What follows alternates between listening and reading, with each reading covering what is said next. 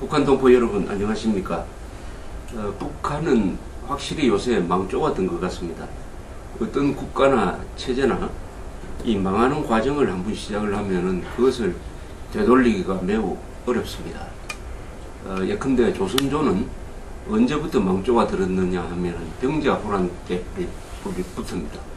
병자호란 때 임금이 얼어붙은 삼전도에서, 삼전도는 서울 근교에 있습니다. 삼전도에서 청태종 앞에 무릎을 꿇고 머리를 땅에 찧었습니다. 이런 모욕적인 항복을 했습니다. 그때부터 조선조는 완전히 정신이 나가버린 존재가 되어버렸습니다. 사실은 조선조가 그때 망했어야 옳았습니다. 망했어야 할 체제가 질질 끌면은 어떻게 되느냐 하면은 이 국민들이, 백성들이 피해를 보게 됩니다. 조선조는 너무 오래 지탱되었다는 것이 크나큰 비극이었습니다. 그 뒤에 영조, 정조가 조금 잘해보려고 했지만은 결국 이 대세를 막지 못하고 그 연장선상에서 개화기 때 스스로 이 세계가 바뀌는데도, 정세가 바뀌는데도 스스로 이 체제를 개혁하지 못해가지고 일본의 식민지가 되고 말았습니다. 이 비슷한 지금 흐름 속에 들어간 것이 북한인 것입니다. 북한이 언제부터 망조가 들었느냐 하면은 결정적인 것은 1980년대입니다. 1980년대에 한국은 서울올림픽을 준비하기 시작을 했습니다. 김일성, 김정일은 이 서울올림픽을 막으려고 아웅산 테러 또는 카알기 폭파 사건을 일으켰고, 한편으로는 평양 축전이라는 것을 개최를 해가지고 1989년에 세계 청년 축전이라는 것을 개최함으로써 서울 올림픽에 대해서 대항하려고 거기에 돈을 많이 때려 넣었습니다. 약 50억 달러 이상이 거기에 들어갔습니다. 한국에서 50억 달러는 뭐 그렇게 많은 돈은 아닙니다만은 당시에 북한한테는 50억 달러를 생산 부문이 아니라 이 소비 부문에 집어넣는다는 것은 크나큰 출혈이었습니다.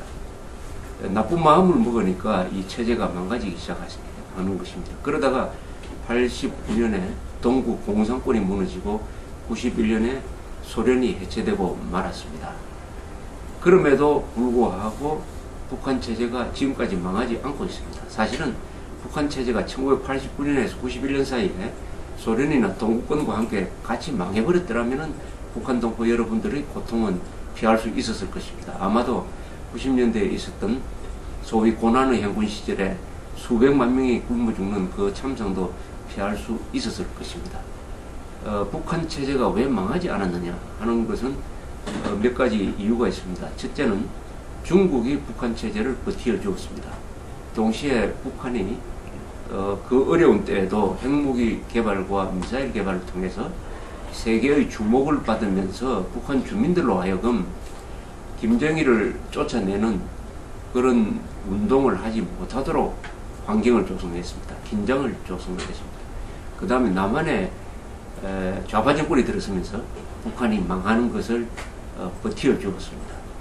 다시 북한은 망하는 프로세스에 다시 들어갔습니다. 언제부터냐? 작년부터입니다. 이명박 정부가 들어서면서 북한에 대한 지원을 끊어버리니까 다시 김정일 정권이 아주 이상한 행동을 하고 있습니다. 핵실험을 다시 한다느니, 미사일을 다시 쏜다느니 공갈을 놓고 있는데, 그렇게 한다고 해서 뭐 달라질 게 없습니다. 오히려 망하는 과정이 더 빨라질 것이라고 생각합니다.